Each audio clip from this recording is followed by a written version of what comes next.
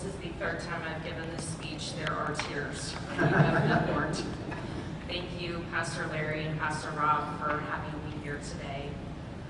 I'm Laura Ellis, and I want to share with you all an organization that my family has become very involved in, and that is the American Foundation for Suicide Prevention. Every year they host a walk called the Out of the Darkness Walk for Suicide Prevention, which I am not only participating in with my entire family and all my friends, I have agreed to co-chair and help plan it this year. More importantly, as to what I'm doing, I want you all to understand why I'm doing it. In 2004, I was diagnosed with anxiety and depression.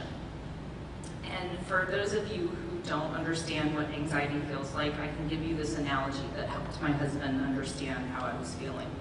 I wake up with anxiety. So when I wake up, I immediately see a rattlesnake at the end of the bed. And I don't know how it got there. I'm terrified of it, and I don't know how I'm going to get rid of it. So the only thing I can do that makes sense to me is to lay back down, throw the covers over my head, and go back to sleep and hope and pray that when I wake up, it's gone.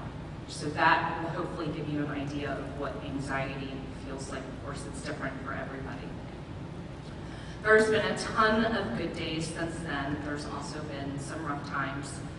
My worst year being in 2012, when I couldn't get out of bed for a period of 3 months.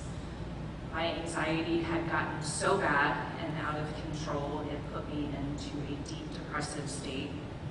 I was in therapy.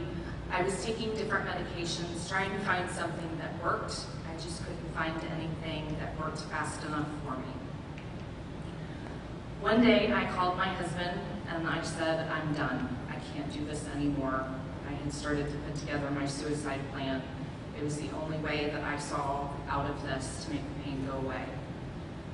Brian dropped everything he was doing and he drove me to my therapist's office. It just so happened that I had an appointment that afternoon. And when I went, I was doing a very specific type of therapy called EMDR, which deals with a traumatic event in your past. And what the EMDR does is it reverses the negative thoughts and feelings you have associated with that event.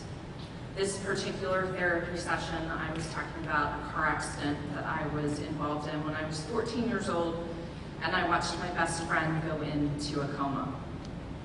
The therapy session was 2 hours long. It was exhausting. It was the hardest thing I've ever done. Brian waited in the parking lot for me the entire time. And when it was over, I felt better. I had dealt with the trauma. I felt like I could move on. I don't remember a whole lot after that therapy session. I did stay in therapy. I finally found a medication that worked, and I got to a really good place of mental strength and inner peace. Until the fall of last year hit us. Our son Tristan has an anxiety disorder and is ADHD. He started his 3rd grade year and it was not going well. We had behavior problems at home. We had behavior problems at school. Brian and I could not get control of the situation. His behavior was so bad that the school threatened to suspend him. And I said, no, you can't do that. This is not my child. Something is wrong. Let me come into the school, deal with the behavior. So if he has a meltdown or has to be removed from the classroom, I'll do it, and the teacher can move on with the class. So I took 3 weeks off of work, and I went to 3rd grade with Tristan all day, every day. And at the end of 3 weeks, I was so emotionally beat down, I couldn't do that anymore either. I told the school, do what you have to do. I went back to work, and one day I got a phone call that Tristan was having yet another meltdown and had to be removed from the classroom. So I went to pick him up, and when I got there, they had told me that Tristan had tried to hurt himself. So I took him to the emergency room to have him evaluated. When we were in triage, Tristan then shared his suicide plan with the triage nurse. And after 11 hours in Mary Washington's emergency room, Tristan was finally admitted to Dominion Hospital in Falls Church and battled anxiety and depression. On November 5th at 2:30 in the morning, Brian and I left our son in a psychiatric hospital. But what I want you all to know now is how we are today.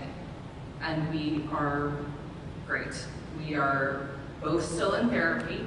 We are both medicated. Tristan is doing amazing at using his coping skills to control his anger and his anxiety. I go to the gym as much as I possibly can to manage my stress. And we've recently come back to church because last fall I lost a lot of faith.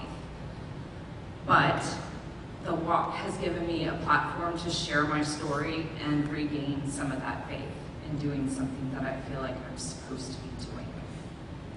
So, Tristan, Maddie, will you come up here for a second? I don't mention Maddie anywhere in my speech, but you all need to know she's just as amazing as her older brother. So when I tell you guys that we are walking next month, we are not only walking, we are educating, we are advocating for mental health, and we are fighting back. Thank you.